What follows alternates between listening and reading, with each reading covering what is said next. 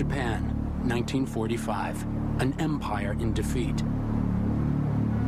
Yet, even as the Japanese warlords surrender aboard the USS Missouri, an elite American intelligence unit known as TAI combs the Japanese countryside in search of secret weapons before they are destroyed.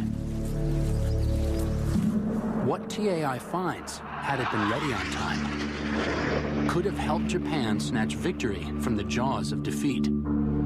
A secret air force of jet and rocket planes, aircraft at the cutting edge of technology, ready to fly out of hundreds of hidden airfields for what would have been the decisive battle of the Pacific, a massive strike against an invasion of Japan itself.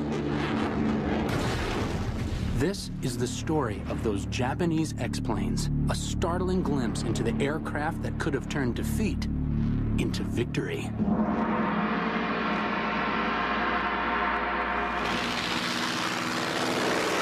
Late 1941, a Japanese whirlwind sweeps across the Pacific.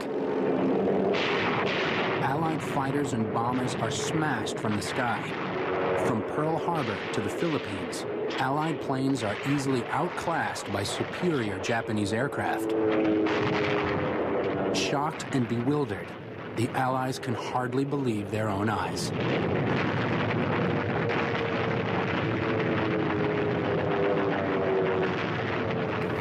They were used to watching videos of what was going on in China, and there were the biplane bombers and fighters with fixed landing gear. Despite having received warnings from Colonel Claire Chennault in China that the Japanese had developed some very advanced aircraft, this seems to have been pigeonholed and totally overlooked. It is a crushing blow to Western pride. Allied intelligence agencies have totally underestimated the Japanese ability to design modern warplanes. The Allies now find themselves facing an advanced air force years in the making and must scramble to catch up. The American reaction to the superiority of Japanese aircraft was to try and find out how they worked. But of course they had no intelligence gathering capability in Tokyo, in the home islands. So General MacArthur sends out a famous order. He says, go into the jungles, find the crashed Japanese airplanes, put them back together, make them fly, see how they work. And that's what they did. A secret hangar near Brisbane, Australia, is designated to store the planes. It is called Hangar 7. In charge is an Army captain from Nashville, Tennessee, Frank T. McCoy.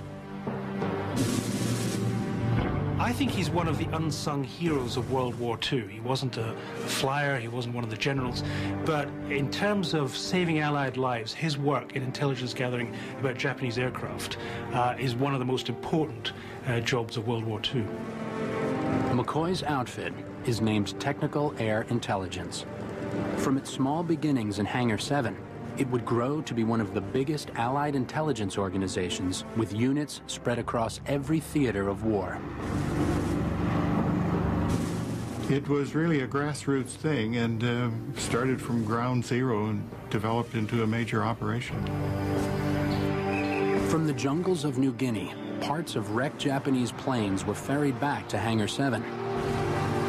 Often, parts from different downed planes were painstakingly combined to try and reproduce a flyable machine whose performance could be evaluated. For McCoy and his team, the task was particularly daunting. Almost nothing was known about the names and designations applied by the Japanese to their machines. Pilots encountering airplanes in the air would report there were 6 Mitsubishis from 11 o'clock high, or there were Nakajimas coming from the south and all, and these really meant nothing to the people on the ground or the other pilots as to what kind of an airplane they were talking about. Is it a bomber, a fighter, or a seaplane? Frank McCoy and one of his junior officers, Francis Williams, came up with a brilliant scheme for getting around the fact that the Japanese own names for planes were very complicated. They decided with a brainwave just to call Japanese fighters by Western boys' names and the bombers and the transports by girls' names.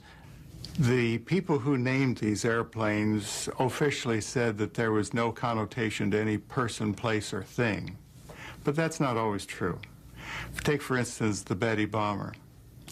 I found out in doing some research on this that it happened to be a friend of one of the sergeants who was involved in the intelligence section of naming airplanes. There was a nurse in Pennsylvania that he knew of as Betty. And since the Betty bomber had large blisters on the side, it called to mind the physique of this young nurse in Pennsylvania and consequently named the airplane Betty. But in 1942, as the Allies were pushed back across the Pacific by the victorious Japanese forces, getting copies of downed Japanese planes was not easy. The big problem became, how long would it take? As the United States learned that the Japanese were willing to fight to the last man, that they did not surrender, that to take an island, we literally had to kill every Japanese on it.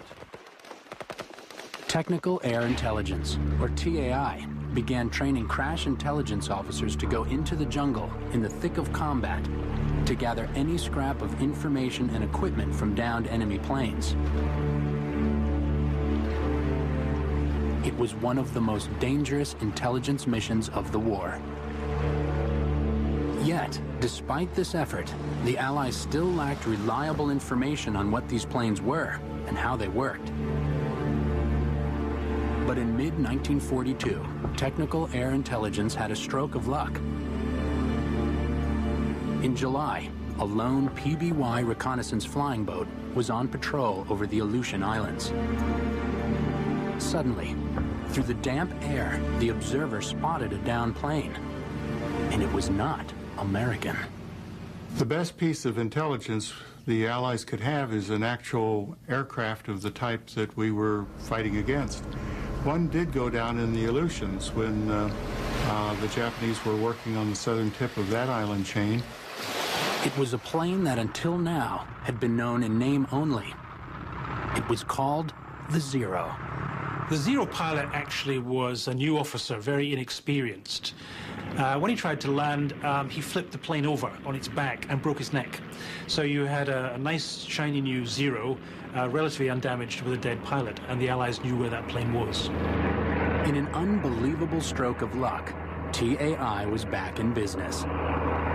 The aircraft was quickly recovered, rigorously examined, and put into flying condition. It made its first flight in Allied hands in the fall of 1942. The discovery of the Zero in the Aleutians allowed Technical Air Intelligence to reveal its secrets in combat. It showed the weaknesses of the Zero. In particular, the Zero lacked self-sealing fuel tanks, so if you could hit it, you could blow it apart. This information allowed those forces to develop the appropriate tactics to use against the Japanese aircraft, allowing the Allied aircraft to use their best attributes and preventing the Japanese being able to employ the best attributes of their aircraft. For the first time, TAI had a clear idea of the extent of Japanese technology. Data from the TAI units now began to help Allied plane makers design planes to outfight the Zero. The direct result was the Grumman Hellcat. The Hellcat would be credited with downing no fewer than 4,947 of the 6,477 enemy planes destroyed by U.S. carrier pilots.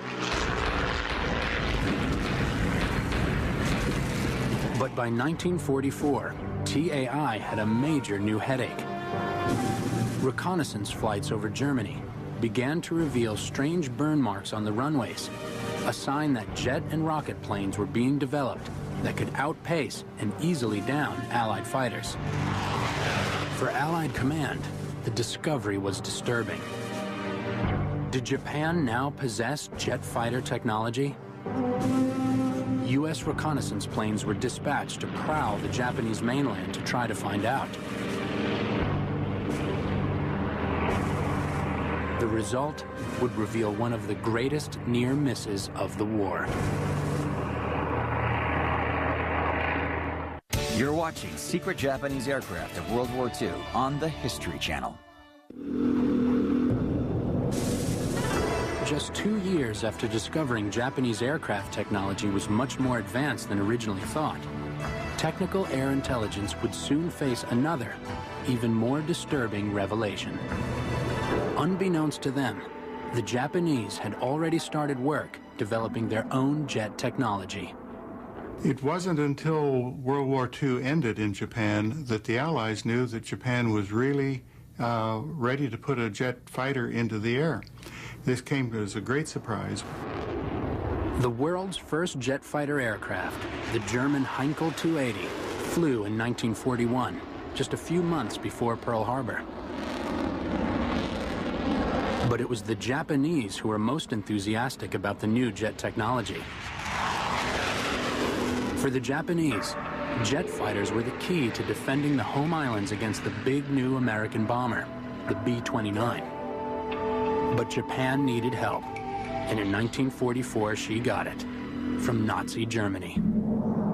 Germany was very influential for Japan as to the technology and the direction to go with jet-powered aircraft. Naturally, there would be Japanese figures in Germany working with the government, and in 1944 they made an agreement that Germany would share their technology with Japan. And among those, they found out that Germany had developed jet aircraft, namely the Messerschmitt 262. The new jet Messerschmitt Me-262 was 150 miles per hour faster than anything else that flew. It was armed with 4 30mm cannons and had a maximum speed of 540 miles per hour. It could also operate at an altitude of 37,500 feet, high enough to challenge the B-29. Representatives of Japan in Berlin were able to acquire drawings, actual examples of the jet engine technology that had already been developed in Germany. They acquired the material and made preparations to bring it to Japan for the purpose of their own experimentation. It is the early summer of 1944, only weeks before the first B-29 raids begin on Japan from bases in western China. 2 Japanese submarines, the Satsuki and the Matsu, slip out from Kiel, Germany, and begin the long, dangerous journey back to Japan. But the Japanese codes have been broken, and news of the journey of the 2 subs is immediately passed to technical air intelligence. They quickly realize the subs are carrying the plans to build the Me-262 jet. Allied planes and ships scour the seas for the Satsuki and the Matsu. The Satsuki, with its precious cargo, is tracked down and sunk with all hands. But miraculously, the Matsu escapes and reaches Singapore in July 1944. The failure of the Allies to sink the Matsu was potentially one of the most dangerous intelligence disasters of World War II. Clearly, when the Japanese obtained examples of jet aircraft and engines from the Germans, or plans relating to these, their first source was to put these into production as quickly as possible in order that they could develop their own jet technology. The Japanese version of the Me-262 was to be called the Karyu, or Fire Dragon, and would be operated by the Japanese Army Air Force. But the task of mass-producing the most complicated aircraft Japan had ever tried to build was a daunting one. The problem the Japanese faced was how to get enough power out of a jet engine. They knew they needed special materials to run at high heats, but the real trick was how to compress the air that comes in the front of the jet to mix with the fuel in the right way in order to get the power out the back end. That's a tricky mathematical problem, and that's what they got from the Germans. Among the treasure trove brought back aboard the Matsu were top-secret photographs of a revolutionary new high-powered German jet engine being developed to power its newest jet fighter. The German aircraft manufacturer Heinkel had designed the HE-162 Volksjäger, or People's Fighter, as an aircraft which could be mass-produced very rapidly. From photographs and drawings, Japanese designers managed to produce their own workable engine. They called it the NE-20. The fact that the Japanese engineers were able to take a few sketches and a few photographs of a jet engine and build their own version is a tribute, in fact, to their genius. They weren't simply copying, they had to know an awful lot, they had to be really creative. And it just shows, even at that stage, how advanced the Japanese aviation industry was. The Imperial Navy planned to use this new engine in yet another Japanese version of the German Me-262. It was called the Kika, meaning Mandarin orange blossom. The first operational Kika flies over Tokyo Bay on August 7th, 1945, just 8 days before the war ends. Even though the jet engine was smaller and put out less thrust than the German counterpart, so was the Kika. It was more lightly built and a smaller airplane. So when putting the two together, it was assumed that the Kika could have been developed into a fighter or a bomber, very much like that of performance of the Messerschmitt 262. It would have been a major surprise to Allied fighters. But jets were not the only secret aircraft Japan was working on. When we return, Japanese development strikes out on its own to design aircraft light years ahead of their time, including the world's first combat helicopter. You're watching Secret Japanese Aircraft of World War II on the History Channel. Pearl Harbor. It is billed as the Japanese attempt to assert its raw supremacy over the U.S. But in reality, the Japanese accomplished a number of strategic goals in the attack. Japan's success depended on its ability to establish and maintain a lifeline to a vital resource: oil. It attacked Pearl Harbor in part to hold the U.S. Navy at bay while she seized the huge oil resources of Dutch Indonesia. Oil was absolutely central to the Japanese Pacific strategy. It was the American embargo on oil which had been the cause, effectively, of the outbreak of war in 1941, and it was totally critical to the whole Japanese war effort. To stop the Dutch from setting fire to the oil fields, the Japanese captured them in a daring assault by an elite corps of parachute troops whose officers had been trained in Nazi Germany. The coup brought the Japanese to the shores of Australia and gave them control over most of the Pacific. U.S. forces immediately formed a counter-attack plan. Unrestricted submarine warfare would cut Japan off from its captured oil resources before the big formations of B-29s would deliver the final devastating blow. The American submarine campaign effectively blockaded the Japanese home islands, starved them of food, starved them of raw materials, most of all starved them of oil. As America fought back across the Pacific, its submarines swept the seas of Japanese merchant ships. When the home islands began to run out of fuel, Japanese designers began to plan ways of outwitting the U.S. submariners. The result was one of the most forward-thinking designs in World War II aircraft technology. It was called the Phoenix, after the bird that is reborn from the flames. This Phoenix was a huge tanker aircraft designed to fly petroleum over U.S. subs from the oil fields in Sumatra back to Japan. The Phoenix project shows how desperate the Japanese were to keep their oil pipeline open. But it was a project born of desperation, because flying large aircraft full of fuel, and they'd be slow and lumbering through Allied fighters, was clearly a suicide mission. I don't think the project would have worked in practice.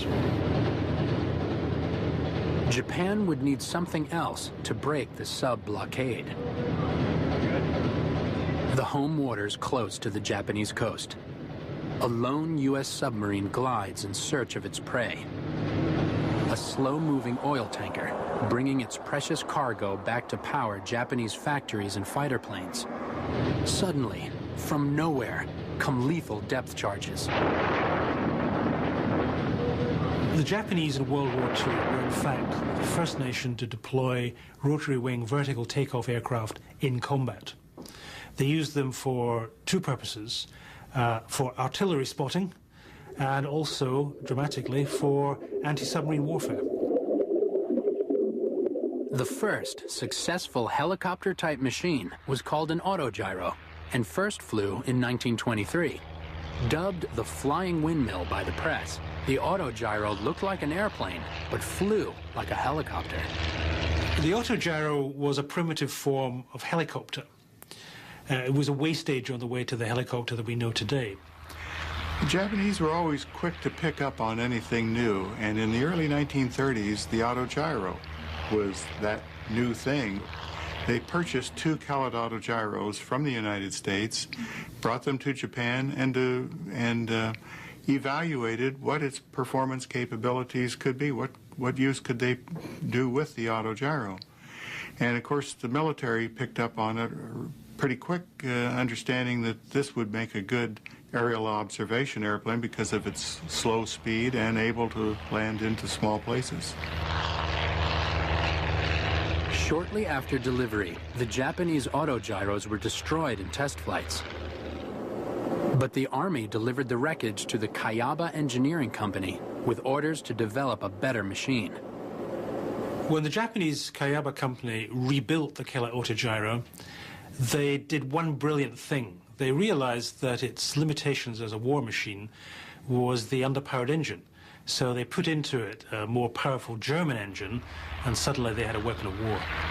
Having seen the military application of the autogyro, the Army ordered production of these airplanes and acquired up to 98 of them. They used them for artillery spotting. The first Japanese autogyro, named KA-1, flew 6 months before Pearl Harbor. Despite its widespread use in the Philippines, its existence went completely undetected by technical air intelligence, so the machine was never even given an Allied code name. But as the tide of war turned against Japan, the Japanese Army would find a strange new mission for the KA-1. Strange as it may seem, the Japanese Army operated its own aircraft carriers as well as the Japanese Navy. Often during World War II, the two branches of the Japanese military couldn't get on and would duplicate each other's activities because they simply found it very difficult to cooperate. The Japanese Army converted a number of transport ships into light aircraft carriers by fitting a small flight deck over the superstructure. As defeat loomed in the war, these carriers were transferred to anti-submarine operations in the hope of protecting the delivery of vital supplies of oil. In a bold move, the transport carrier Akitsumaru was loaded with KA-1s armed with depth charges in April 1944.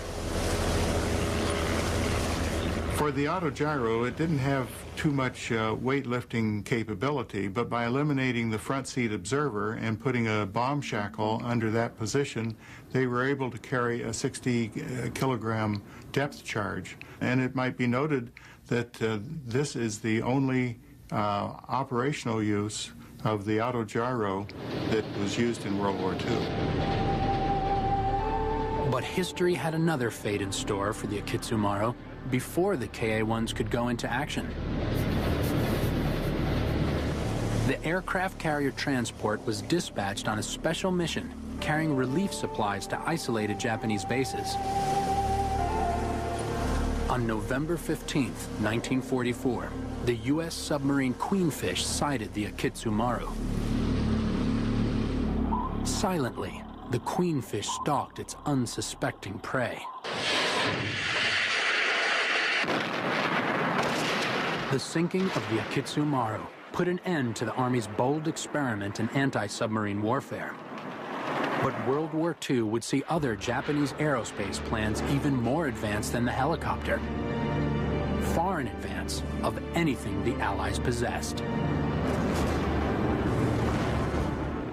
You're watching Secret Japanese Aircraft of World War II on the History Channel.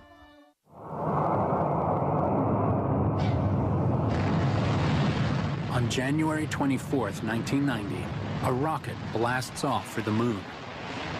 It is an amazing 25 years since mankind last sent a rocket to Earth's satellite.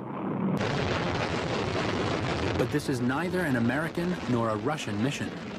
A third nation has opted to explore deep space. The rocket is Japanese, and the roots of its technology lie far back in World War II with one of Japan's most famous aircraft designers, Hideo Itokawa. Hideo Itokawa is famous in Japanese aviation circles for being famous. By that I mean he was the first person to step out of the traditional Japanese team structure where everyone was faceless and claim his priority as a great aviation designer. And to this day, many Japanese aviation engineers hate him for that. It is 1939, and Europe is at war. In the Far East, the pilots of the Japanese Army Air Force are testing a radical new fighter plane. At first, they don't like it. The aircraft is the Nakajima Ki-43, Allied codename Oscar.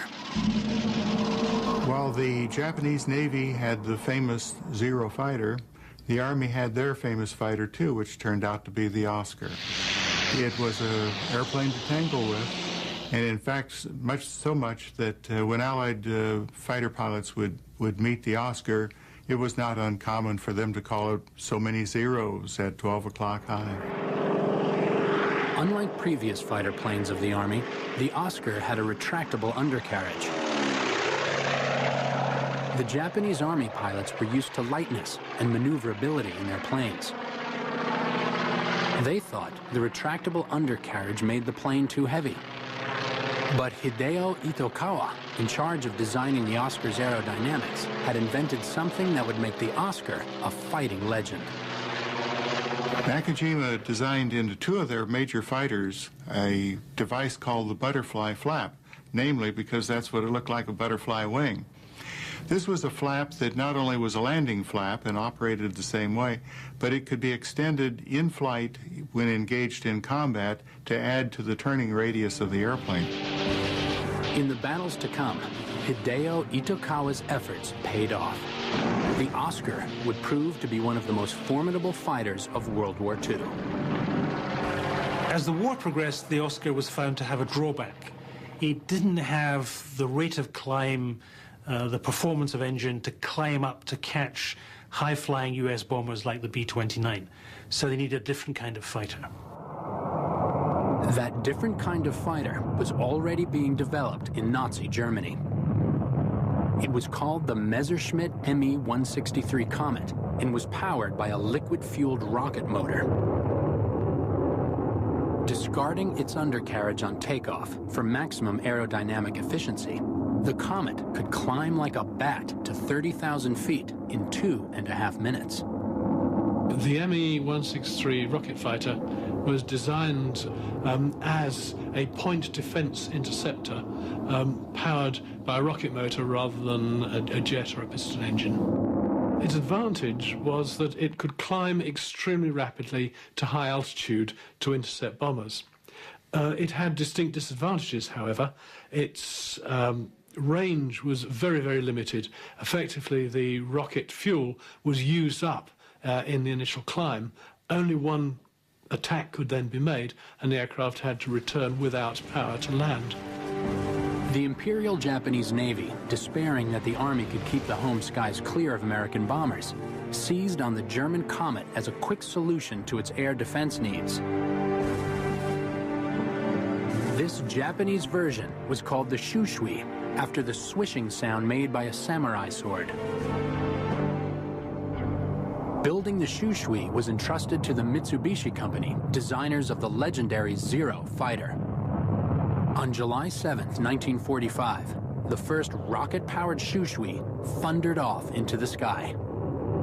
As with other Nazi technology they acquired, the Japanese didn't just copy, they radically improved. They realized the problem with the 163 was that it didn't carry enough fuel, so they made it bigger. This new and improved version was called the Type II rocket fighter. Fitted with delta wings for speed, it was to be powered by 2 rocket motors. Bigger and faster than the original Comet, and armed with missiles, it would have hunted the B-29s from the sky.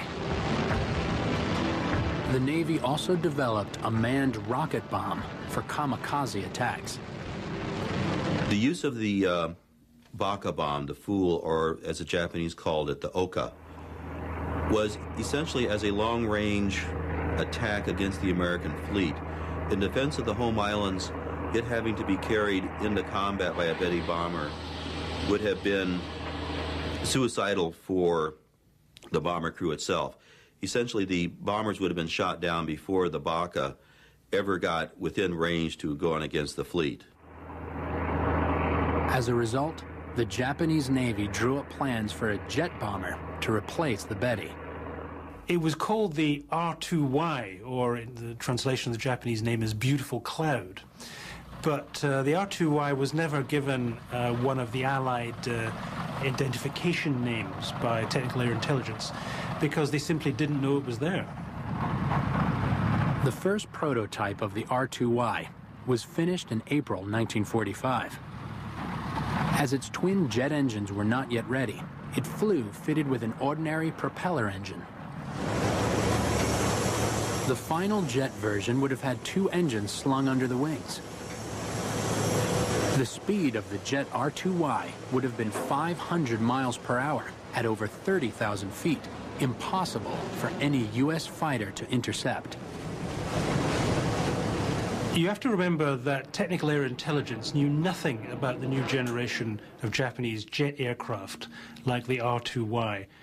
Essentially, they were making the same mistake as 1941. They thought, well, we stopped the German technology getting to Japan, so the Japanese can't do it on their own, and they were in for a big surprise. How costly could this intelligence failure have been? Imagine if the Allies had been forced to invade the Japanese home islands. It is the spring of 1946.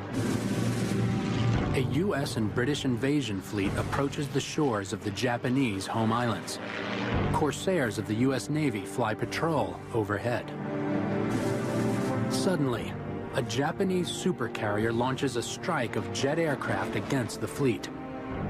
The Japanese aircraft flying in from the home islands would have benefited from the ground clutter of the home islands. The American radar would not have been able to pick them up. They would have essentially been seen the first time when that lookout with his binoculars saw them flying in. And that would have had devastating results on the American fleet. Flying too fast for U.S. fighters or anti-aircraft gunners, the R2Ys would streak home dropping torpedoes or firing air-to-surface guided missiles. The Allied carriers would be reduced to floating hulks. Waves of Kika attack planes and R2Y bombers would then fly out from their mountain caves to strike at the troop ships. The planes would have come in with very short flight times and would have hit the most vulnerable ships first: the troop transports, the hospital ships, the ammunition ships.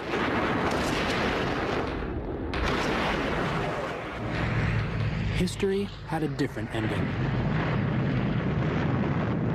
The B-29 did indeed deliver the knockout blow that the Japanese had so feared, before planes like the Type II rocket fighter could be mass-produced. But one disturbing question remains. How had Japan kept its secret air force hidden from technical air intelligence for so long? The answer lies hidden deep under Japan's mountainous terrain.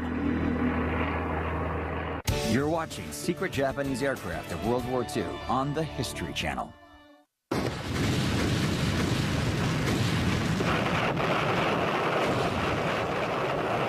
August 9th, 1945. Just days after the atom bomb falls on Hiroshima, Communist Russia declares war on Japan. The Soviet Secret Service immediately begins to scour Manchuria for evidence of advanced Japanese aircraft technology.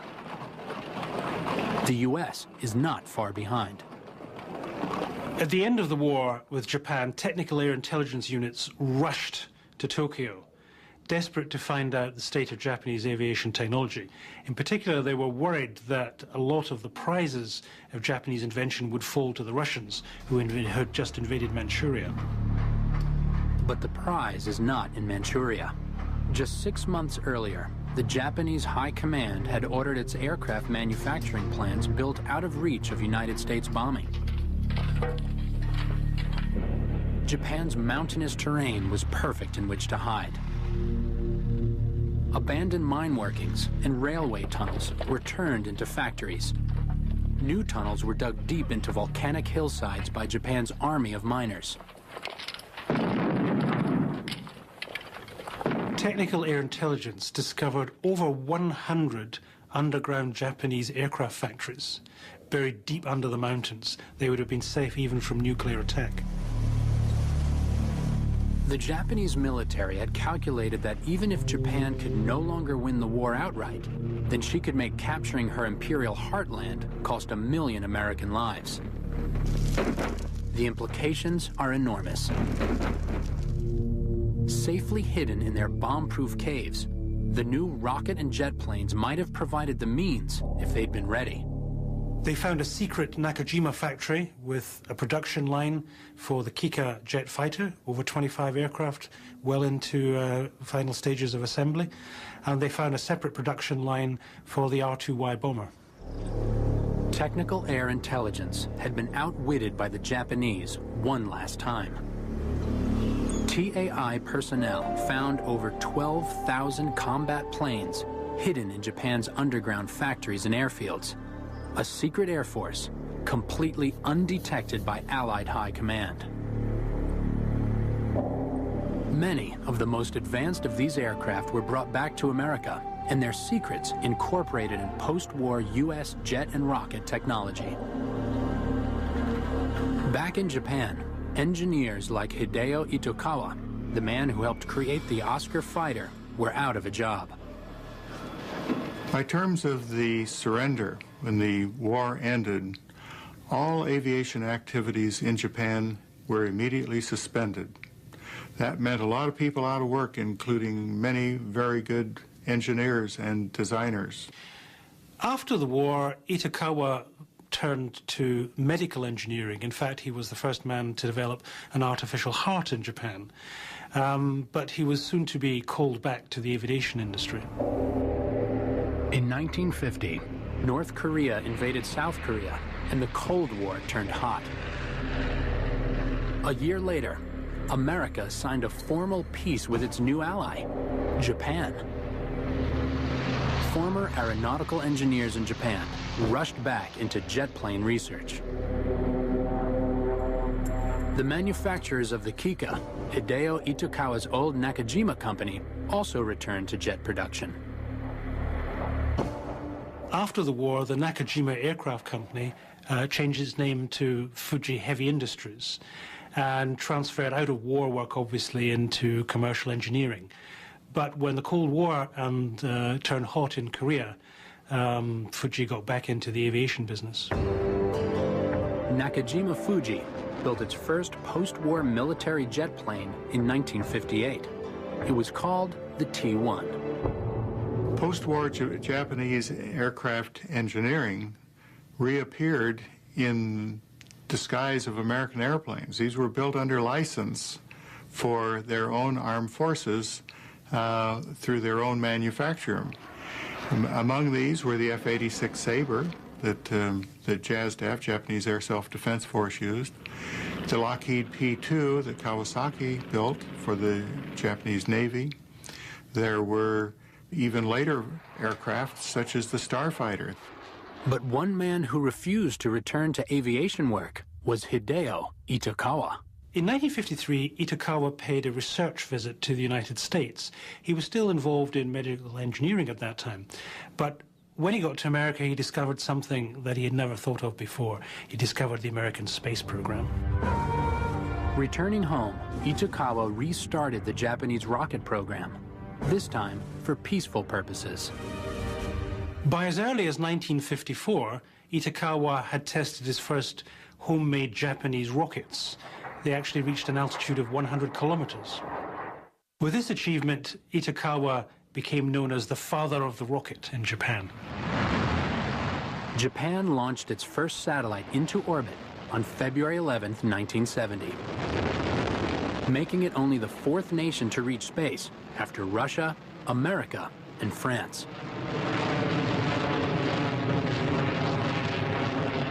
The Cold War made old enemies friends. It also changed the fortunes of Frank T. McCoy of Technical Air Intelligence, who returned to duty with the United States Air Force. In an ironic twist, the same problems of identifying and naming Japanese aircraft in World War II emerged with Russian aircraft. So McCoy was assigned to NATO to set up a system of code names for Soviet warplanes. He gave bombers names beginning with B, such as the Bear. Fighter names began with F, like the MiG-21 Fishbed. But somehow, these code names were never as romantic as those chosen for Japanese planes in the dark days of World War II, when technical air intelligence helped turn the tide of the Pacific War. Modern historical research has uncovered the fact that Japan in World War II, with very minimal help from outside, had developed a whole range of advanced aviation technology: jets, rockets, guided missiles. It was a tremendous achievement. Today, Japan is a participant in the International Space Station project. Plans exist for a Japanese manned space shuttle manufactured by Nakajima Fuji. It will be the direct descendant of the Type II rocket fighter of 1945. One of the many secret Japanese aircraft that could have tipped the scales of victory had time been on Japan's side.